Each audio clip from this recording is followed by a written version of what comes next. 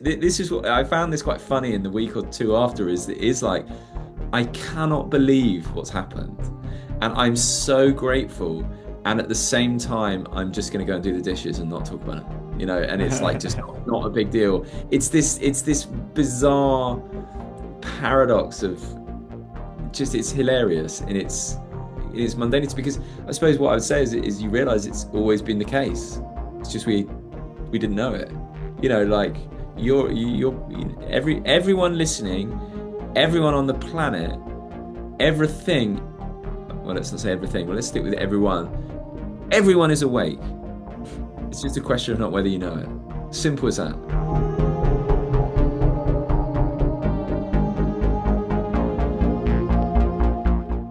All right, guys, we got another great guest with us today. We have Simon Mundie from his YouTube channel, A New Way of Being, which explores awakening, non-duality. So I'm excited to kind of get in. And apparently he just recently had an awakening experience. Yeah, that's the super interesting thing to me. We can get into whatever he wants to get into about his past, but very notably recently on his channel, it's like I had an awakening experience. Yeah. And he's been talking about it, and he even had his wife on there or his spouse on there to talk about what that was like from her perspective, him coming home after a retreat. Yeah. Different. So we're going to try to, hope we get into all that. Yeah. All right, guys. Well, we won't keep you waiting. Let's get into it.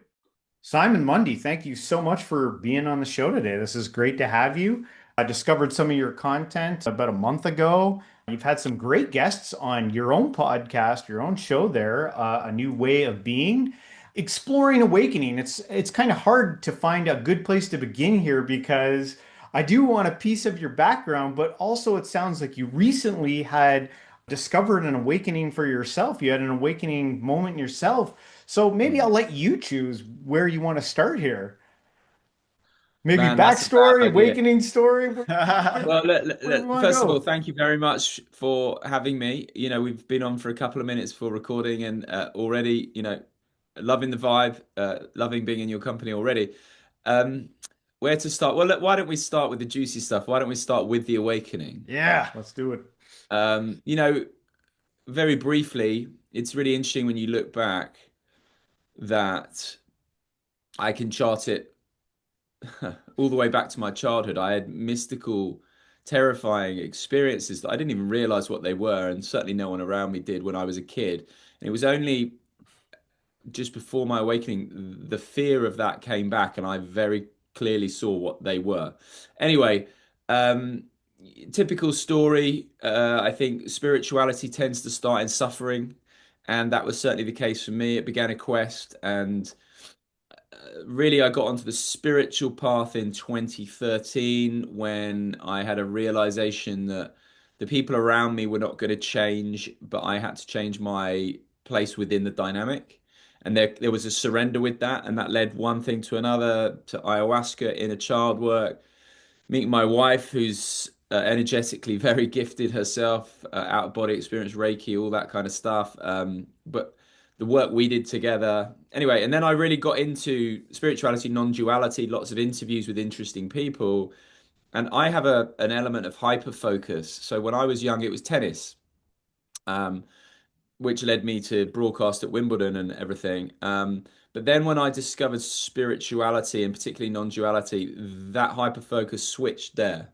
So meditation, psychedelics, self-inquiry. I mean, you look over my shoulder, all the books and everything, and then yeah, various serendipitous moments and meetings and whatever, and I ended up going on a retreat fairly recently that I completely underestimated. I hadn't given it any thought, and it was only when I was there I thought, oh wow, like this is potentially extremely powerful, and I was scary, and then it was scary at times, and I could sense something was happening. And I remember I was out walking. We did these walking contemplations, and I kind of I was working with a Zen koan. Just who am I? And I could sense something was coming. The fear was there and everything. And frankly, I just wanted to make sure I got home to my wife and kids in one piece. It Mm. felt that kind of existential. And I asked the universe to be gentle with me. And then all I can say is I remember being walking in this incredible vista, the countryside, like really beautiful. And all of a sudden, I had this realization it was all me. I walked into this, there was a muddy field, and it was the most beautiful thing I'd ever seen. And just the puddles, and then there was a tree with a kite in the branches, and but everywhere I looked, it was wow, like this is me. So that the so non-sep sorry the illusion of separation was very clearly seen through. It was clear that it was I was here, but I was also there, and everywhere in between. And uh, I'm sure your listeners and you, I imagine, will have read The Power of Now, Eckhart Tolle. He talks about when he had his shift and he woke up and he looked around the room and it was like he was seeing it for the first time.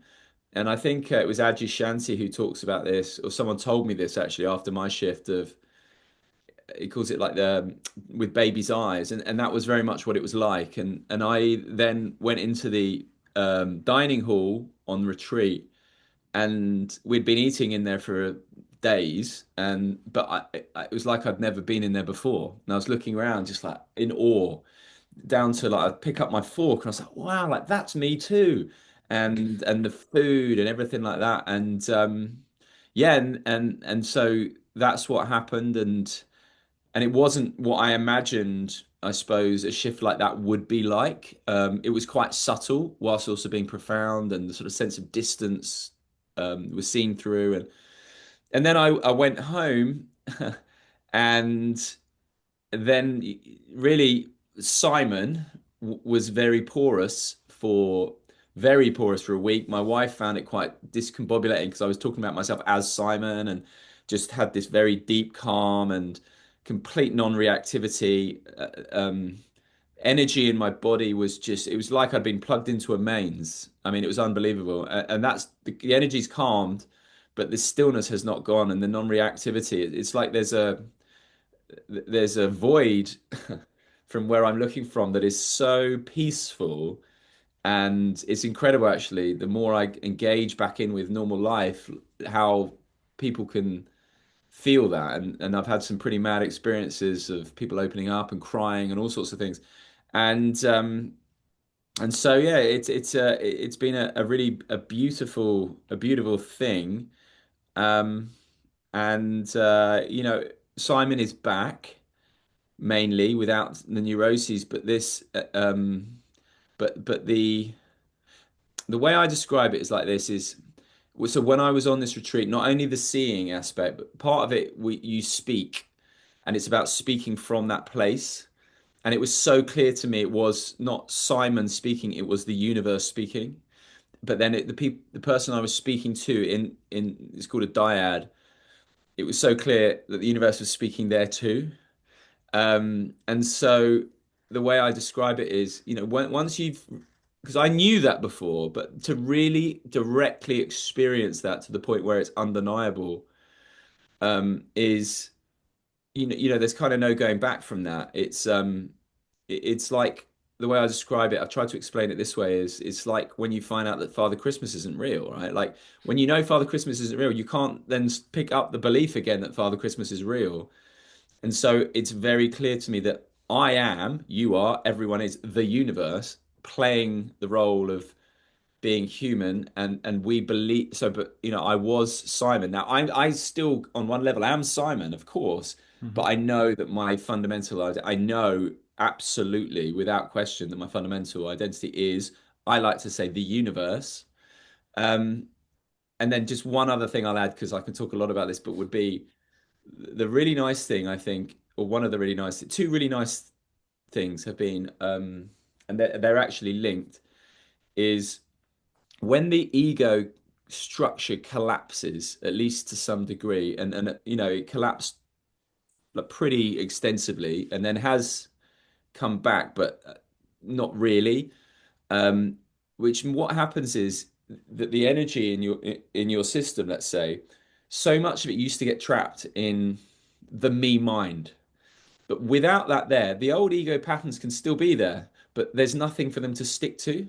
So it's like things come up, and but they just there's nothing to it to land on. So it's just woof, woof, woof. And so I can pick up thinking and then just put it down, and I'm back there.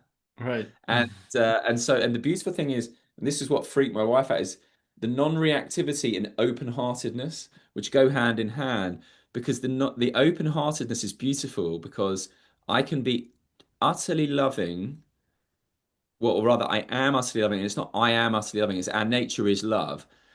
For example, to my wife or kids, without needing them to be anything, any way in particular. I don't, I, Right. I don't need them to be particularly loving back. They can shout at me or whatever. It doesn't matter. Like that heart is now open, and that's very. I notice, particularly with my kids, their nervous systems are just going. Mm. And the non-reactivity with that is it's just water for ducks back. Like it's a beautiful Oh, thing to know yeah. that it's all you, or rather you're all it, because it just changes the game completely. So yeah, it's a beautiful thing. I love the picture you painted about the vibes essentially getting turned down because of just that one vector in the on the graph non being reactive, not being reactive, right? Like it interrupts that reactive habit when the energy goes up there and it doesn't.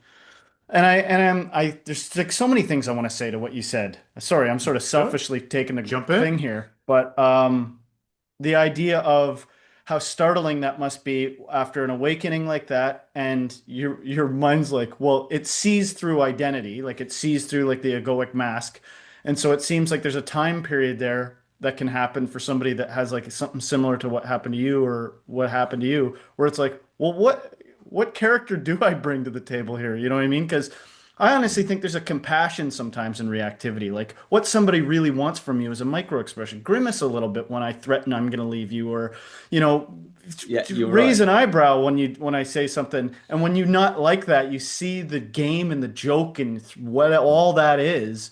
And you're like, well, what do I do here? and Yeah, and you're like, I'm willing to help, but I just don't know because it's also futile and ridiculous. Like, what do I do yeah. here? And I That's think, very true, and I think my wife found that. but That's over exactly what you time, just said. Because when I came back and it was very porous, and I was so calm. Initial thought was, where the is my husband, right? yeah, Like, where's Simon? yeah, And so she started crying because she went straight into a catastrophizing and was like, right, we're going to end up, she didn't tell me this until later, we're going to end up getting divorced. Now, I could sense this was going on, but I just, there was no kind of, I tried to be as compassionate and as understanding as I could be, whilst at the same time knowing this is absolutely fine. And actually, she very quickly loved it because, I'm a lot tidier, make much nicer meals, and Yeah. had a lot of no more, energy no in more those first few upsetting, weeks as well. exhausting drama, Yeah, right? exactly. I mean, so yeah, she's down with it now, but yeah, at first it was hard.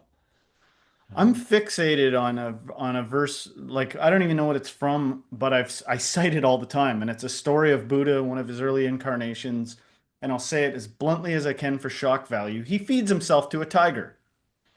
And I'm fixated on that from the position of like I'm not afraid to die, but I'm not suicidal. Like I'm not trying to die and I'm not afraid to die. I'm too impersonal for that. And that fixates me in regards to this because it's like it's unsettling to someone that's like totally helpful but not manipulatable.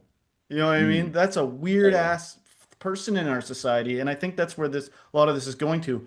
I think a lot of this, some people become enlightened after decades, and they wouldn't call it that because they're not spiritual. But it's like if you Mm, see an old couple that's like been married for 50 years and through trial and error have they haven't become the bickering old couple that just robotically bicker back and forth, but they've actually become mature. It's like a kind of awakening, but very slow.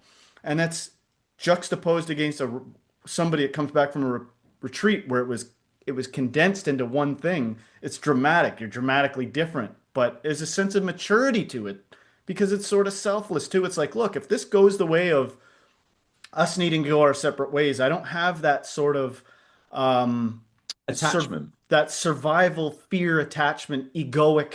I got. It's my duty to do this. You know what I'm saying? I That's totally know why what the you're saying. Buddha feeding himself to a tiger fix. It's the most extreme version of that. This tiger's starving to death. feeds himself like a paper into a fax machine. Like Yeah, of it's not madness to a normal person for good course it reason, is. but Yeah. you And I get my understand, drift. I understand both the Buddha story and but also what you said about um, let's say older people, because it probably sounded somewhat dramatic, my shift, right? But actually, in the experience, it was very subtle. There was no, it was subtle, and it's, and so I think, I imagine probably a lot of people, or not an insignificant number of people, have this shift and don't even know they've been through it. Mm-hmm. So I could mundane see in a that sense. happening. Say again. I said it's so mundane in a sense. And I mean, it is because the thing is, it's our natural state. Because, if I look at I've got a 2-year-old, and funnily enough, she's just developing the me mind, my toy, my whatever it might be. But before that, she was utterly authentic and open-hearted. I mean, she still is. And so that's why it's a remembrance. It is our natural state, except the ego kind of gets in the way, and that's why it's a really beautiful, delicious. I mean, I genuinely I wouldn't change it for all the money in the world, right?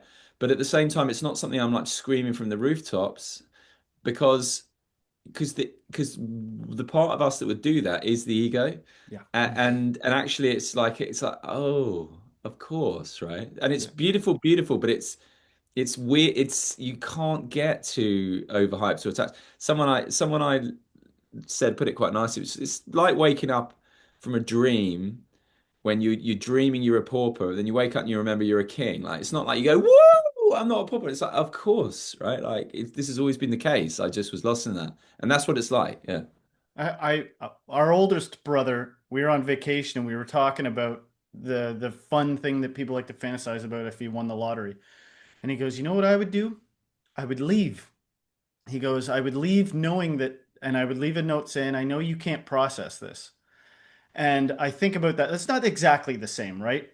But I'm saying if you won the lottery, you'd be probably shocked at people's shadowy stuff coming out. Like, people all of a sudden that you never thought had the capacity would be revealing how jealous they are, and they might not even tell you up front that that's what it is. People just might be strangely distant and stuff like that. And doing awakening, like you said, seems to me like winning the lottery, like winning the spiritual lottery. And so it's people, if it manifests in a different behavior by you, people got to adjust to that. And I'm not suggesting you go away or anything like that. That's not what I'm saying. Uh, I'm saying it's expected that people would be like, what the heck? Like when you go to work.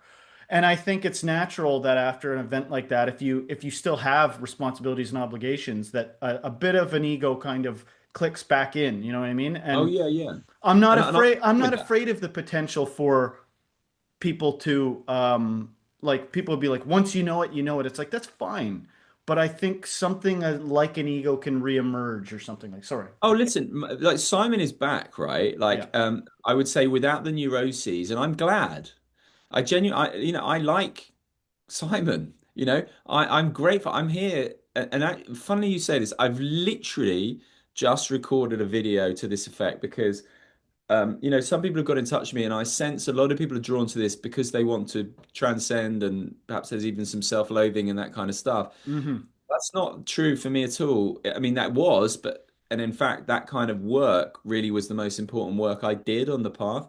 But I'm very grateful to be having a human experience. As my wife said, a big part of our relationship is like we have fun and laugh. And and in the first week when it's funny talking about this, Simon was very absent. It was hard for her, but there was an element of me even a bit like, God, have I lost that? And of course I don't want to go back, but have I lost that? So Right. as Simon has come back more, I'm grateful for that. I want to have the human experience. And so, Yeah. ego could, I suppose, be defined as identification with that, and that's not there. But at the same time, like I don't want to not experience that human side, like the individuality.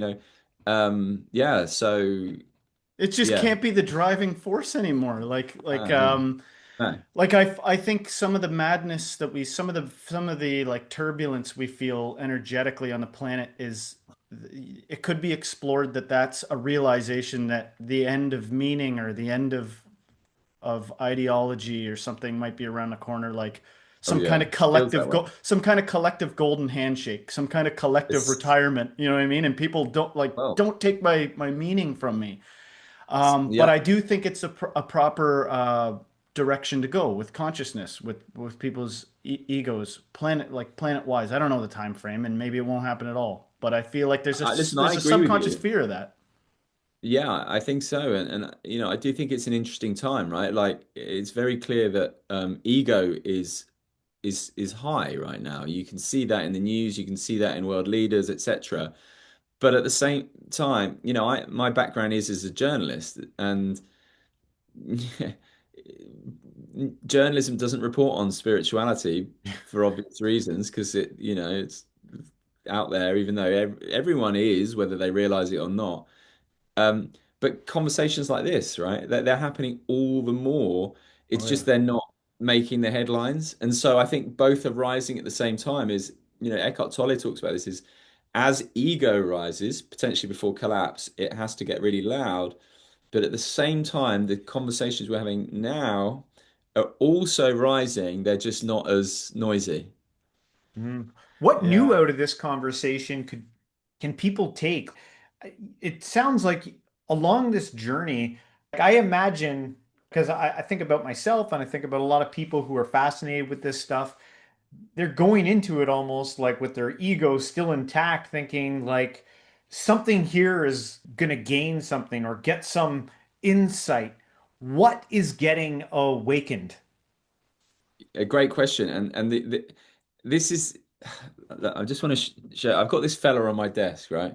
The laughing Buddha, and it is the kind of cosmic joke. And there are so many aspects to the cosmic joke, not least that, for example, right now it's the universe talking to itself, blah blah. But I think that it's inevitable that the ego at least plays a bit of a part in seeking awakening for itself, right? Like we want that. There is a part of us, oh, when I'm awake, then I'm a bit special, blah blah blah. I'm sure there was an element of that for me. Um, but as I said, like when you have that shift, it's very clearly seen that it's not, an ego can't awake because an ego is it's a process, not it's not an awareness. It's not that. And so what I would say is it's the universe waking up to itself in you. Like that was, as I said, like for me, there were those two clear moments. One when I was out walking, and that stayed with me for quite a long time. When I came home, I was walking down the high street near me, and it was like the litter on the floor. It was the boarded up shops. It was just this wow, like it's like being in a dream. But the other thing was when I was in that process and I was speaking from that place, and it was just so clearly coming through me. So who's aware of that other than that? Like Hmm.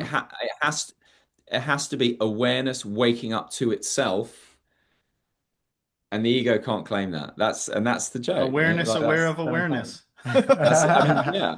The Isness thing is, aware of isness. I'm not a huge fan of the word awareness because even though I used to use it a lot and still do to a degree, because I think that it misses something, because in my experience I would call it like loving awareness. It has a blissful loving energy because you know if it is, because it is the universe recognizing itself, that's love, right? If like when you look into your kids, like oh, this is a part of me, right? Well, that's true of everyone and everything. So there is a quality to awareness that is loving. That's why I prefer now, since the shift, is I talk more about like the universe recognizing itself than awareness, because I feel like it has a quality that perhaps awareness doesn't evoke, and that quality is there is a blissful, slightly blissful or very strongly blissful loving energy to it. Hmm. There's something clearly here interpreting what you're talking about. And I had a question framed here. Like, you did an interview where you had Rupert Spear and I forget who the other guest was. You had two guys, and their understanding or how they were interpreting their experience, they had differences between. They didn't even necessarily agree on everything they were saying. Now that you've kind of gone through your own experience, are you seeing things differently after speaking with so many different spiritual practitioners and awakened people? Like, well, that wasn't my experience. That's like that what they're Yeah. saying doesn't resonate with me. Like maybe you could speak about your own, like how it was personalized for you. Yeah, yeah, that's true. I feel like this might sound weird, but it's almost like there are degrees. And actually I'm sure awakening, like where I am now, absolutely I know could ex get deeper, expand and blah blah blah. Like I know that because there are people I've spoken to whose per spatial perception has shifted very much and stuff like that. So there are a few people who I have spoken to who I could sense they'd been through something, and certainly since my shift, I can feel it. So Angelo DeLulo is one. Lisa Cairns is another. There's a guy called Gary Weber, whose book, by the way, I highly recommend. That was a really instrumental one for me, which is called Happiness Beyond Thought. And he's very much driven by self-inquiry, which was important for me too.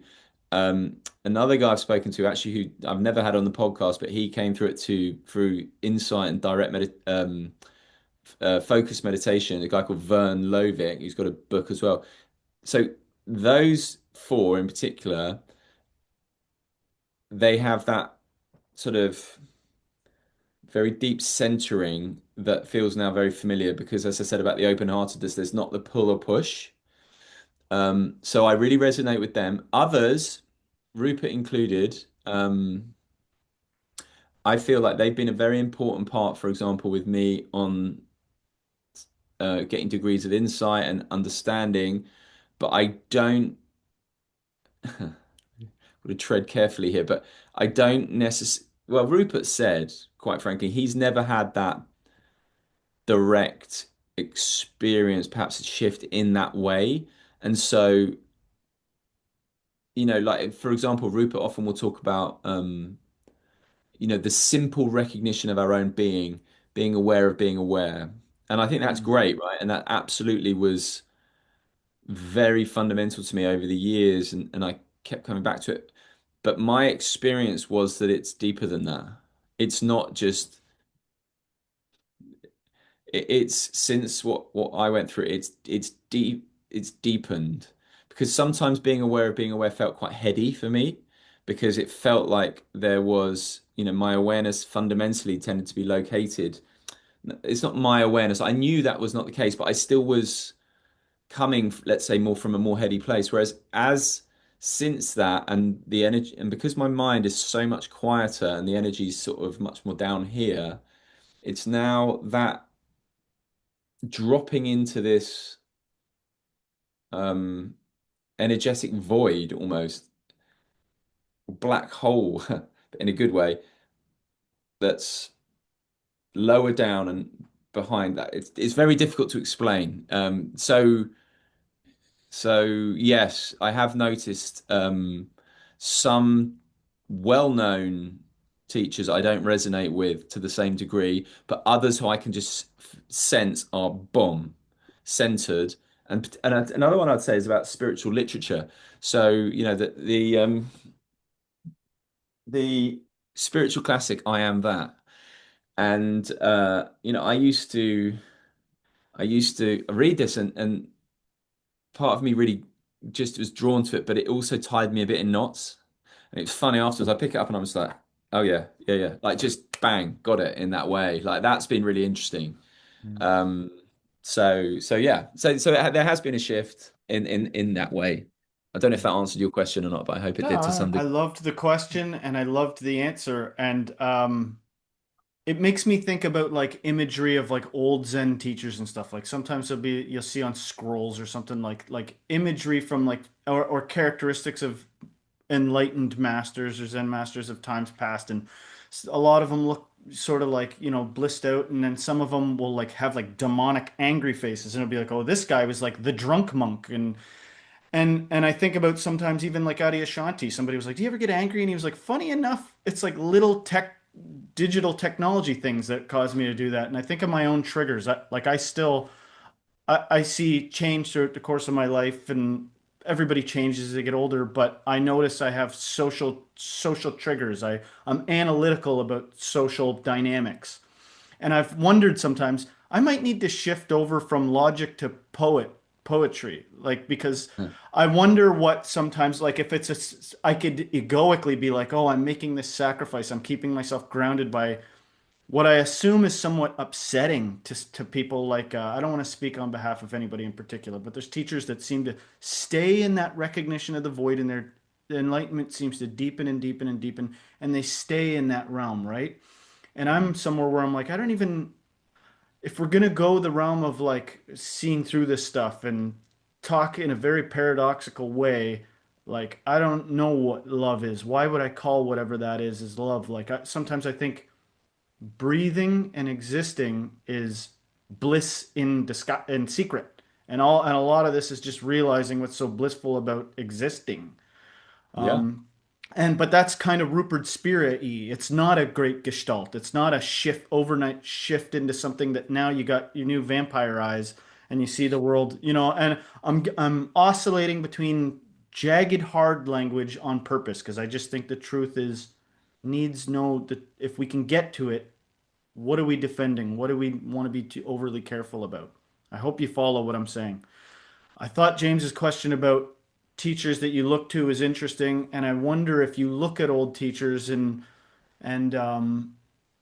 is there something to be said about making a shift from, like, that's it. The last vestige is you got to drop your logic, you got to drop your rationale, you got to drop your tendency to frame and construct frameworks around this stuff, and just give in to, it's fine. Call it love, call it bliss, what this thing we're talking about is, and reflect that. It even somewhat bleeds into notions about static characters. Like, what character do I do and bring forward? Do I constantly be the guy that is like this, or do I allow myself to reflect a more stern demeanor sometimes? That was a lot. I hope that there was a question in there or an inquiry of some sort. A couple of things I'd say, whether it answers your question or not, is that before my shift, teachers, teachings, etc., all really valuable and important. Um, but another sort of the cosmic joke would be that when I came home, 2 days after I came home, I was in bed, I was meditating, and the energy was really quite strong, so I could only meditate for about 10 minutes at a time. It was, it was like it was, it was, it was intense. Hmm. And I just had this urge to get up and write down everything that had taken me to that point. And not everything, because that would have taken me forever, right? But like this, so I started from the end, or started from my shift and worked back, da da da da da da, and this person and that, and then this and ayahuasca and my wife and this and it was like, I just wrote 2 pages, bang, bang, bang, bang. And that's true. Like, I'm all grateful for all that stuff, but the paradox is, and this is what's very clearly seen, is it's all just happening. And so what that relates to your question is, I don't feel there is a choice of how am I going to be. Yeah. And I think that's probably probably the real test of it is it no, I mean, because fundamentally it's an absolute surrender, right? And so I think for me, what I'm enjoying is that my individual expression as someone who's always like I enjoy humor, I enjoy people, I enjoy having a glass of red wine on a Saturday. Um, that my own expression of it and my emphasis on, for example, the emotional work, that hasn't changed. But so it's more like, oh, I'm pleased that that's happening, but I couldn't choose for it to be any other way.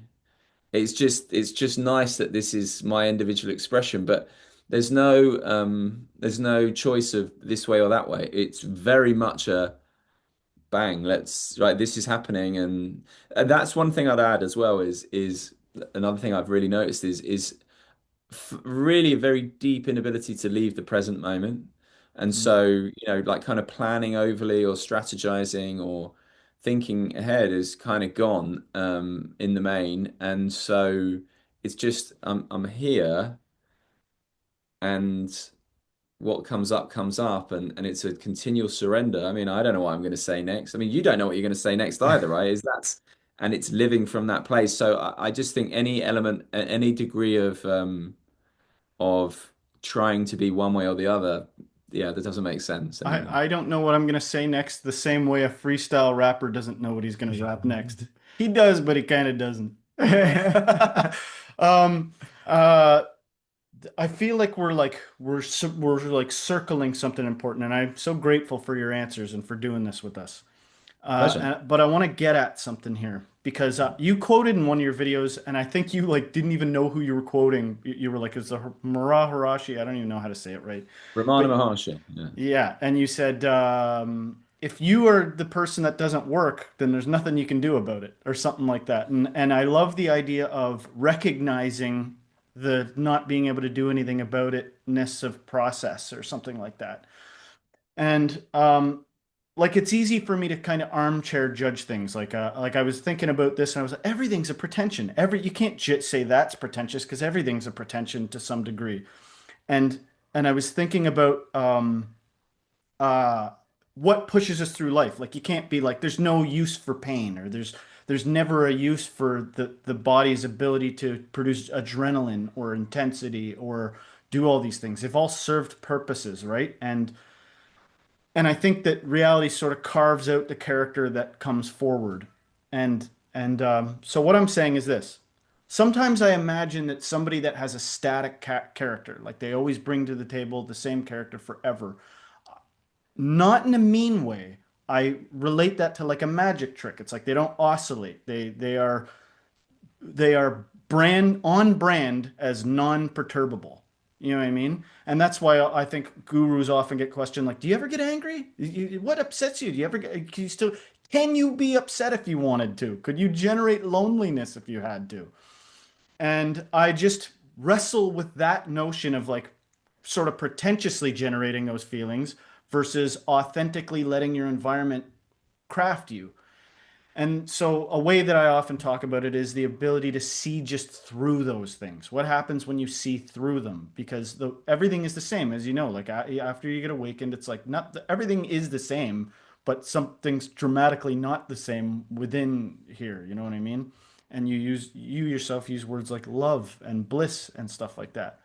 Uh, I often in the past, I'll just wrap it up with this, Yeah. as likening it to a removing of a bunch of stuff. It's like the shackles of myopic, hypnotic fixation on things and the dramatic story that you believe can start to lessen. Can the grip and the shackles of those egoic holds lessen. And I was just wondering what you think of that sort of stuff. Or the idea of this repeated character, like somebody's livelihoods on it. They've got disciples. They're gonna go to the stage and sit on a surface and then people are gonna project their love onto them. But it's an identity they bring over and over to the table. What role does pretension play? What role does the character you choose to be play? And and yeah, you have the floor. We've already covered it to some Yeah. degree. I just want to go a little deeper if we can. Sure, sure. So I've been up since 3:30. Is there any way you could slim that question down into something just a little Oh God, I'm to get my sorry. head around? I'm sorry. Uh, yeah. I'll use the tried and true one. Could you still get angry? And could Fine. you get angry without knowing what was going on? Like, could you be caught up? Could you be triggered? Yes and no. So yeah, like the ego patterns still come up, right? So I play tennis on a Friday night, right? And I love it. Before my shift, I found it fascinating, and really it was a spiritual practice, and I was very deeply in this and was very, I could suppose you could say ripe. Um and so I never made a separation between spiritual practice and life. And so when I played tennis, I used to love it. I'd go down and I'd play, be like a singles mix in, and I'd play with the same group of people, but my mind would take it so seriously. And so I could be playing a set with someone, and my mind's like, oh man, I hope I don't lose. Like, you better not lose, and the fear's in my body, Mm. the heart's pumping and everything. And then I remember one time in particular, and I had a stressful week, so there was a bit of cortisol, and this thought was like, I'm good. Oh, I better not lose. But I won. And then immediately my mind goes, yeah, but what if you lose the next one? And then I won that one, and immediately then finished. Went, yeah, but all that stuff from work that you've got waiting to come home to, and so that was a really good reminder that the thinking mind just loves creating stress and problems out of stuff. Yeah, And yeah, indeed. and if it gets its knickers in a twist about a game of tennis, then like what else is just massively overhyped? And again, I think life is both tragic and serious and a massive joke at the same time. And so now, when I came back, I was so utterly non-reactive. As I said, it freaked my wife out. And I remember the morning after, so the first night got home and my wife was in tears and all sorts. The next morning, we got two kids getting them ready for school and nursery. It's pretty hectic, and my wife's freaking out. She couldn't find her phone and train. And normally I would be in that energy too of like, come on, hurry up, get this. Da, da, da, da. Yeah. I couldn't rush.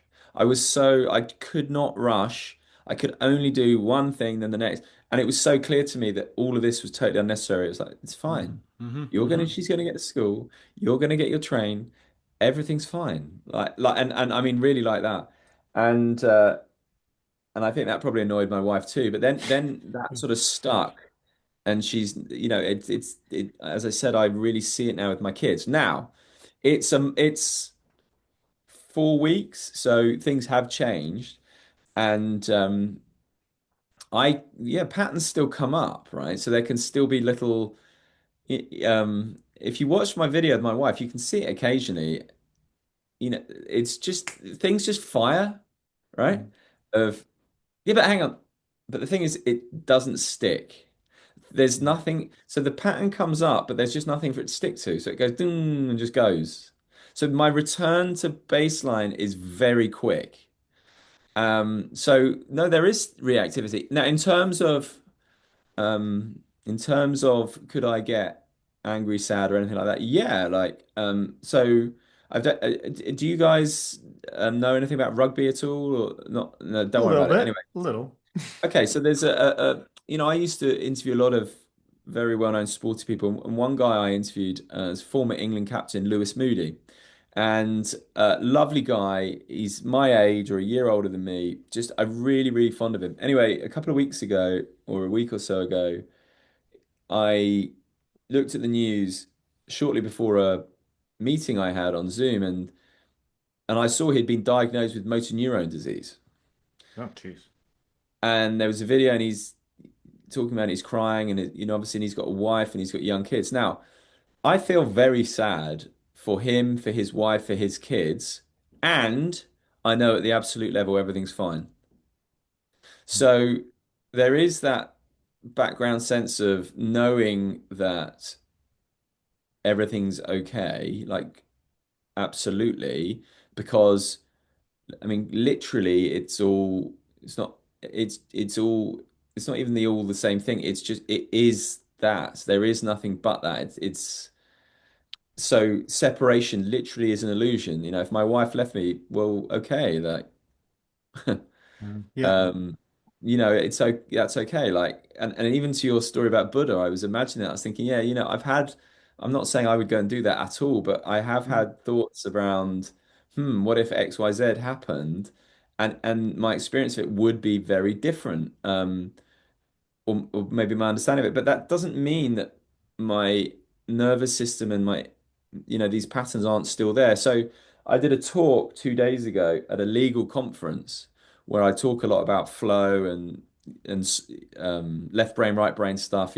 Really it's a spiritual talk, but I couch it in language that I can sort of slip it in under the radar. Nice. Now, before a talk, I still get my heart still goes doof doof doof doof doof Hmm. doof. Right?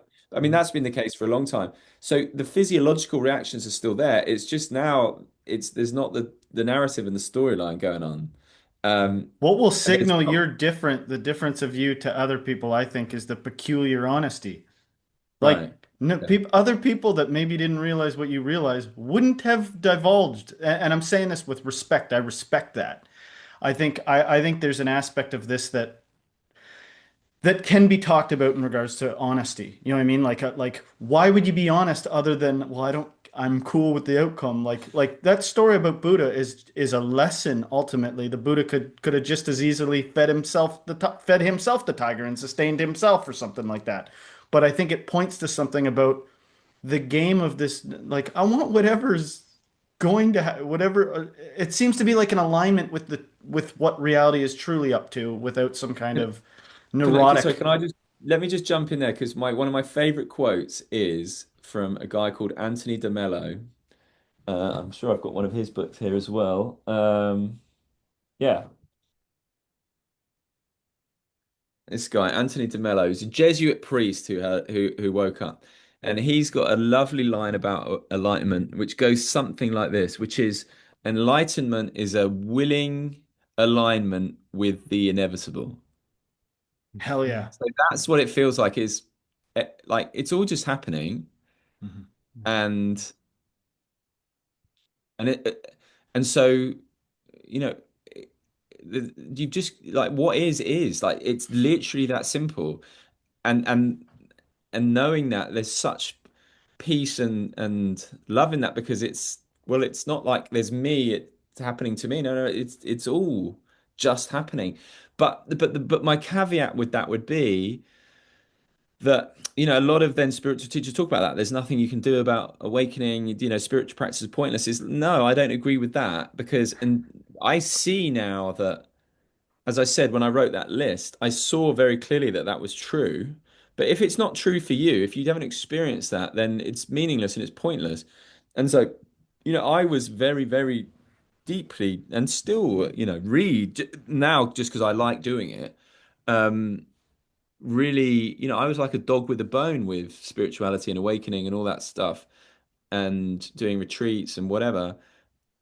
And even though it was all just happening, if you haven't seen that directly, then I say to people, you've got to do it. You've got to do the work. And particularly for me, in terms of what you said about honesty, for me, it's the emotional work, right? The patterns in relationship. Where are we abandoning ourselves? Loving yourself on a human level, right? Like, what does that actually mean? I don't mean up here, but getting clear on our internal guidance system, which is tells us when we're acting from truth or love rather than fear. So yeah, it's just it's all paradoxical. It's like, yeah, Yeah. it's all happening and do the bloody work. Yeah. I feel like an idiot because the paradoxical thing, my endless endeavor of trying to talk about something like that. And I'm not even sitting here being like, I had an experience and I'm enlightened. But I maybe it's just because we've consumed so much of this. You had a question and I rudely. Yeah, no, that's fine. I just wanted to say now where you're sitting, it's kind of like a two-tier question. Are you sitting in a place of arrival or is there deeper to go? Oh, I'm sure there's deeper to go, yeah.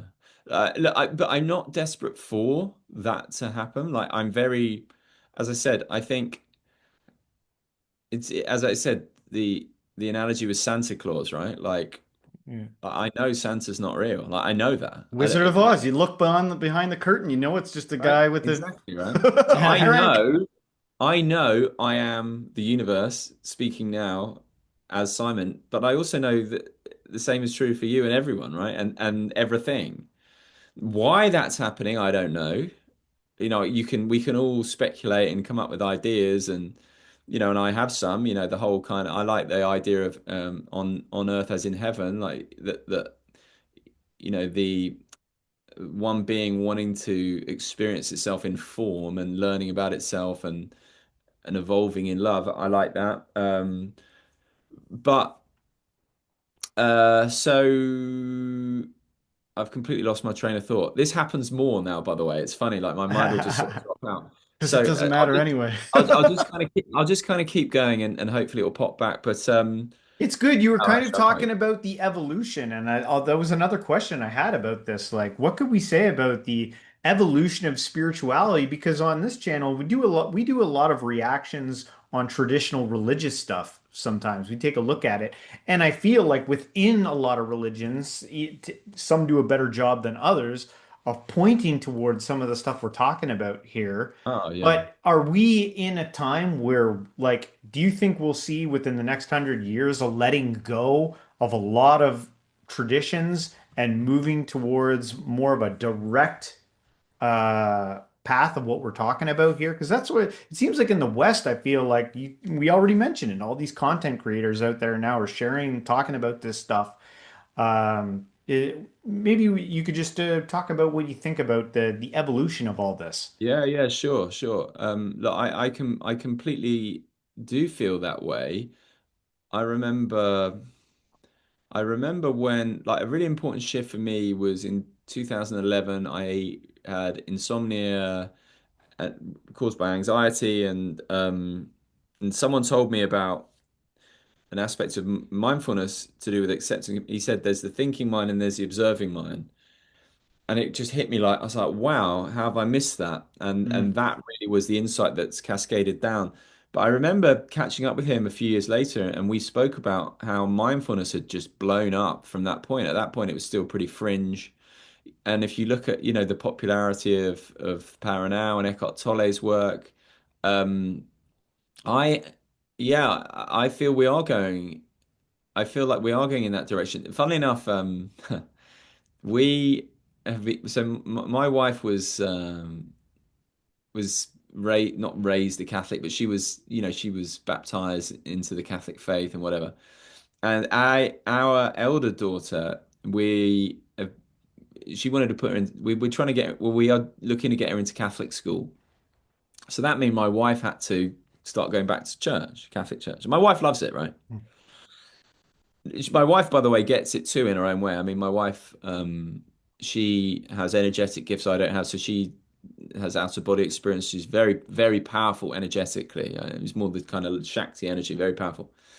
But she was going anyway. After my shift, I just wanted to go, and so I went. And what's been really fun is it's all right there. Like you look at what they're saying, Mm-hmm. it's all there. It's all non-dual. It's direct pointing. But what, in my view, religion's done is personalize the impersonal. But it's all saying the same stuff. I mean, Mm-hmm. Buddhism. I think the helpful thing about something like Buddhism is you it's pretty clear about that. I mean, you still have Buddha as this, like transcendent character. But it's I think it's pointing to one reality as opposed to, us and an external God. Um, so yeah, my sense is all religions point that way. At, and as we know, religions are less influential, less popular, but spirituality is growing hugely. And we're at this time, what are we, thousand of miles apart, and here we are sort of talking about it. So my sense absolutely is it going that way. And then not only that, I've had conversations with some pretty influential people who I think are moving the needle from, let's say, a scientific point of view. And one person who really springs to mind is Donald Hoffman. If you're not familiar with him, anyone watching or whoever is check his stuff out because his whole what he talks about is like we do not see reality as it is. So um, evolution by natural selection. So the theory underpinning that is evolutionary game theory, and it states quite clearly that the chances that we see reality as it is literally zero. We've evolved if, and again you've got to take that with a caveat because like does time even a thing, but let's just roll with it. Mm-hmm. Is it we see things in order to survive and not in order for truth. And the analogy he gives is a desktop interface. So on my laptop, when I was writing a book, I had a Word document with my book in it, and I had a bin. And if I dragged that Word document into the bin, that would cause me a problem. I would lose my book. But that doesn't mean there was a book there or a bin there. It was a simplification of a much harder process. And if I'd had to do it with the ones and zeros, it would have taken me forever and I would have died, right?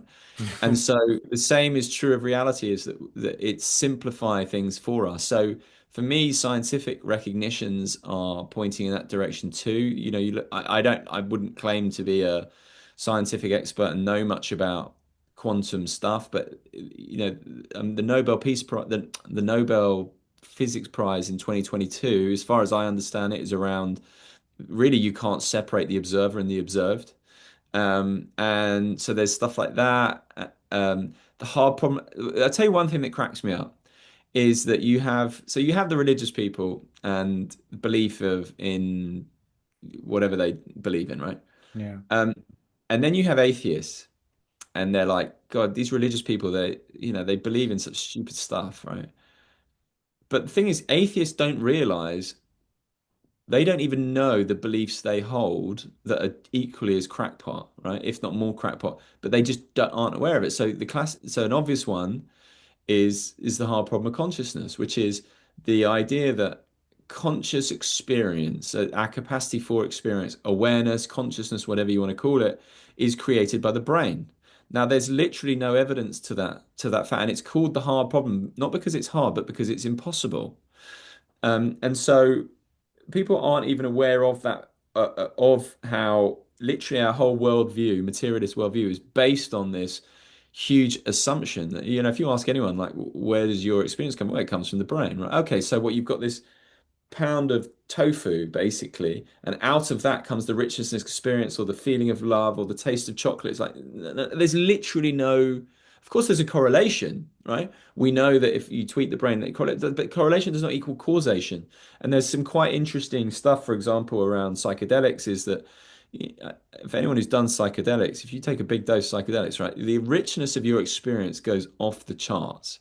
Now, what you would expect from that is your brain activity goes up and would light up like a Christmas tree. The exact opposite is true.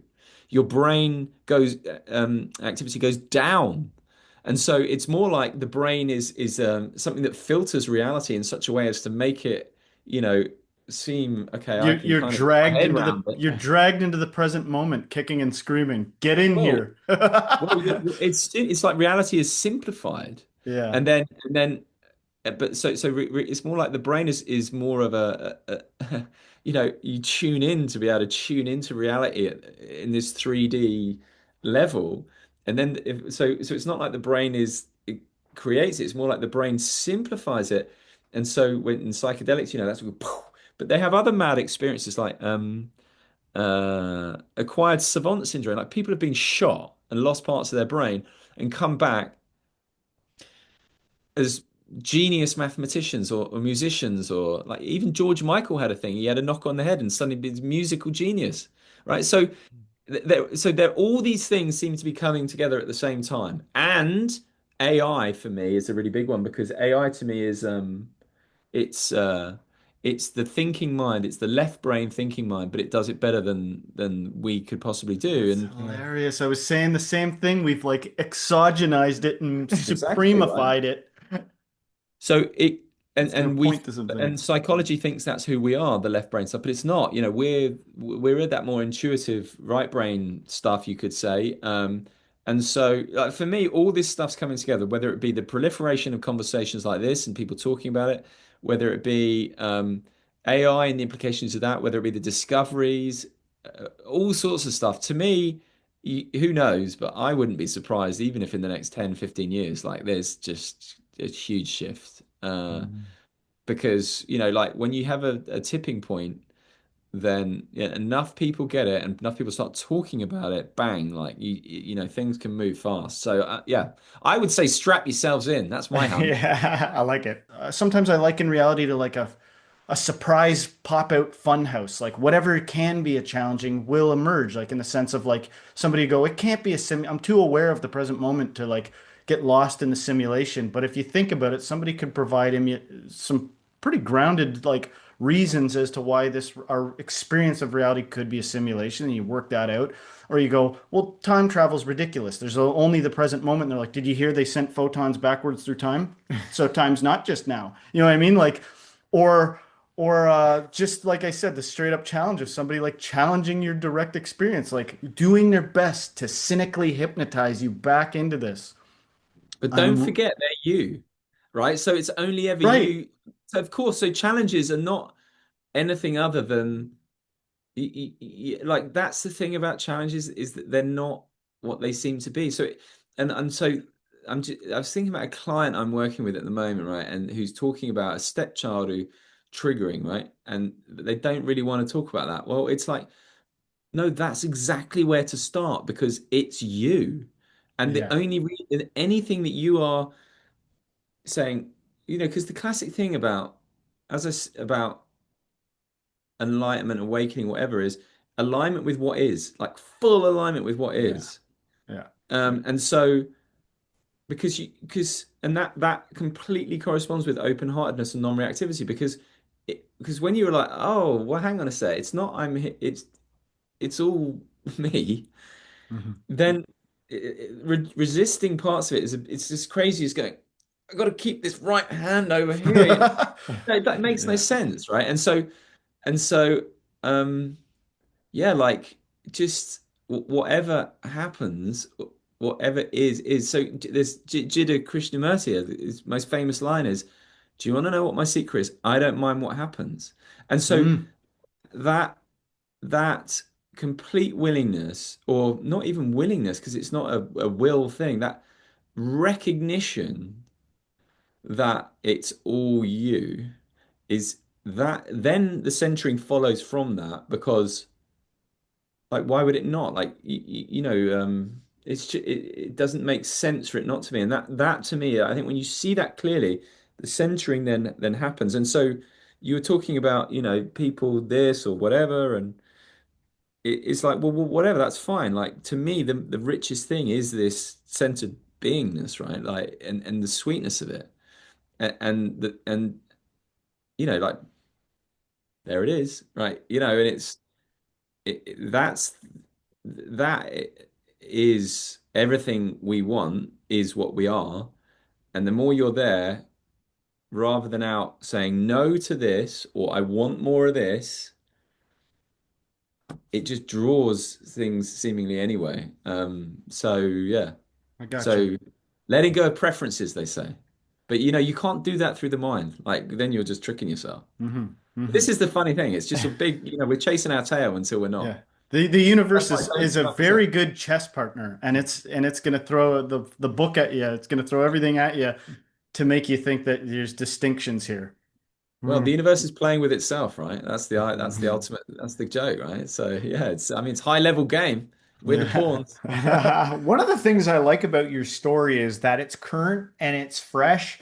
And I think Yeah. for those out there that might have concerns about this, I love the episode that you did on your channel with your wife, where you kind of talked about that whole experience. And from my own personal experience, like a couple of years ago, I went to a Vipassana retreat thing, which was like 10 days, very excited. I'd never done anything like that in my life. And I actually left early because I didn't know anything about it, and I recognized that this was going to require like recovery, like that. Mm. Like if I went all the way with this, and I was worried about like work and like what I would be like when I got home, kind of like the stuff that you were talking about, and so that brings me to my question: is like a lot of people say that like enlightenment finds you or awakening finds you.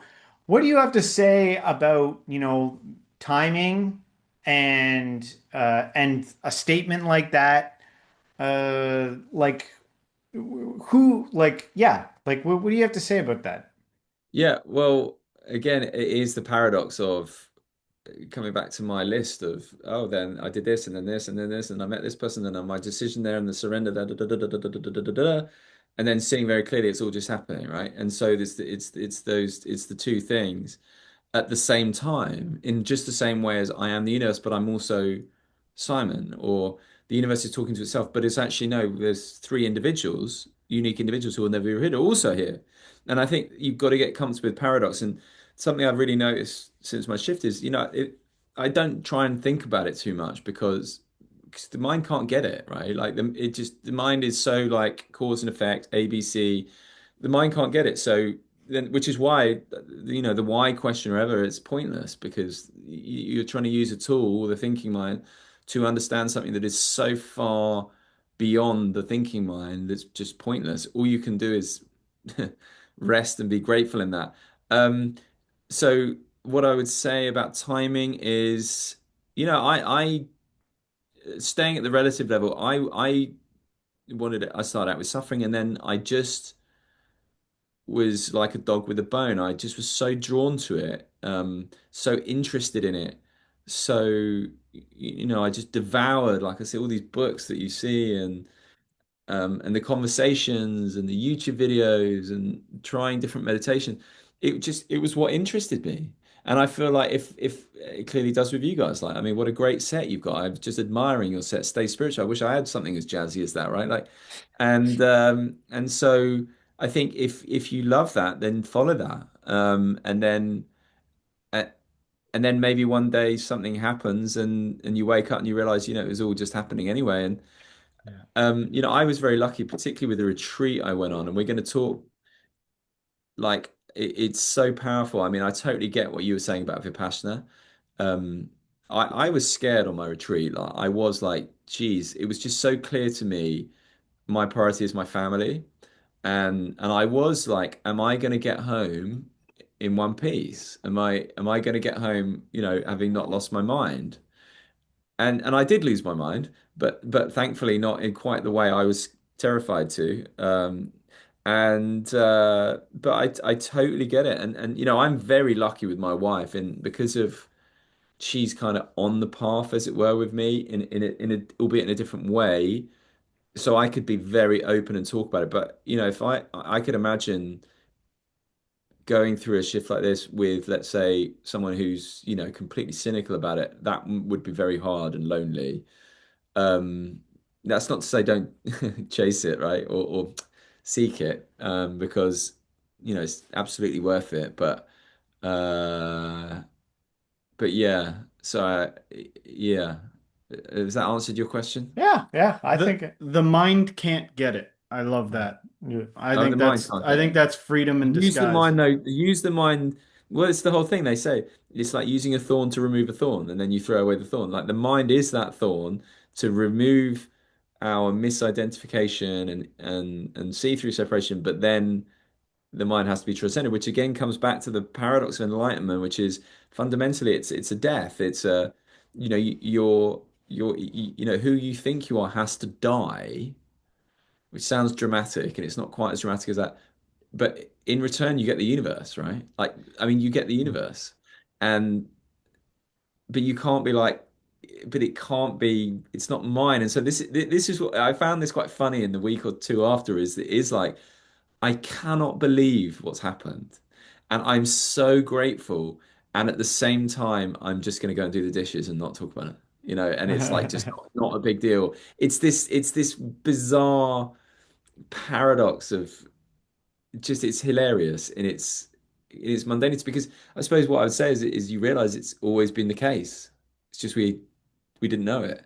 Like everyone listening, everyone on the planet, everything.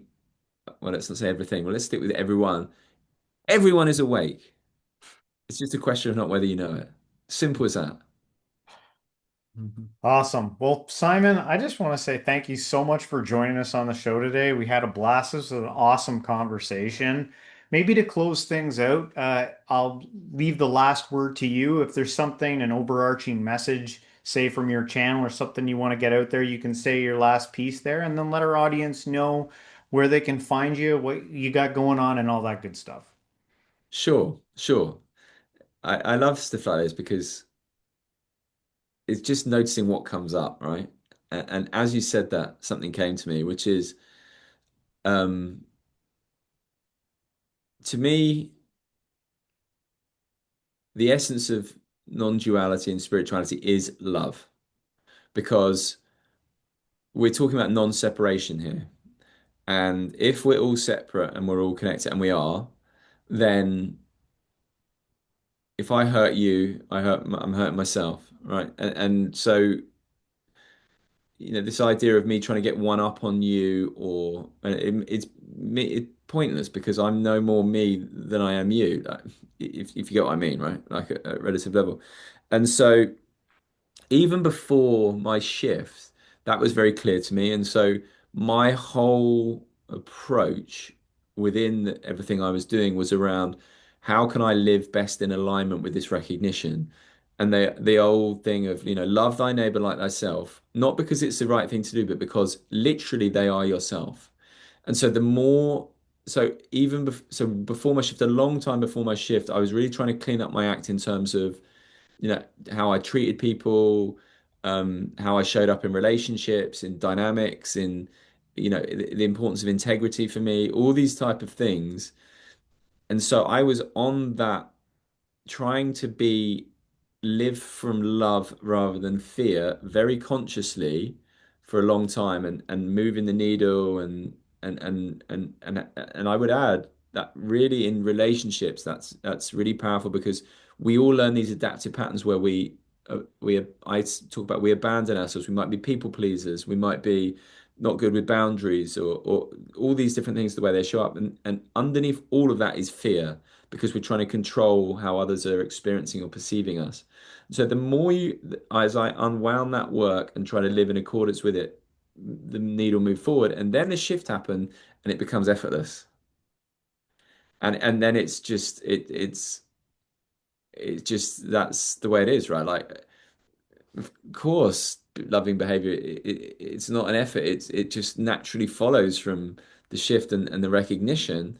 Um, so that would be what I'd say is that, for most people, because I understand, like, most people haven't had a shift. But what you can absolutely do is still live to the best of your ability in alignment with what the spiritual and non-dual understandings point to, which is that we are one. And the more we can live in accordance with that, wherever we are on the path and wherever we are on the journey, the better for us, the better for others, the better for the world, the better for reality. And you don't have to have some big shift to come from that place. So yeah, that would be my message. Love is the way. My mind gets it.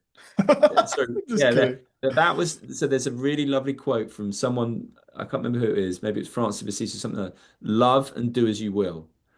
So we don't need everything. Love and do as you will. And what that just means is love, recognize that oneness, recognize the non-separation, recognize a shared being, and then act from that place. That's it right there. That's all you need to know. Beautiful. And where can our audience find you? Where can they reach out to you? Sure. So, I go deepest with this stuff on YouTube, which is, Simon Mundie, Mundie, my a new way of being. I'm actually, I work with people, whether it be one-to-one, which I very much enjoy doing, particularly the emotional inquiry stuff, but also increasingly in groups, I'm setting up a webinar, just because I find I love that group dynamic, and being able to kind of speak from that place is a really beautiful thing. So yeah, YouTube, podcast, and my website, which is simonmundie.com. And then you've got all my book, but that was a couple of years ago, so things have moved on from there. And then I've still got some of my old BBC stuff, all my sporting interviews back in the day. You can find them around as well. But just get in touch. You want to reach out, get in touch. We're all one. It's all gravy, baby. Beautiful. This is great. Thank you so Yeah, much. thanks so much. My pleasure, guys. Thanks for having me. Really, really enjoyed it. Lovely being in your company.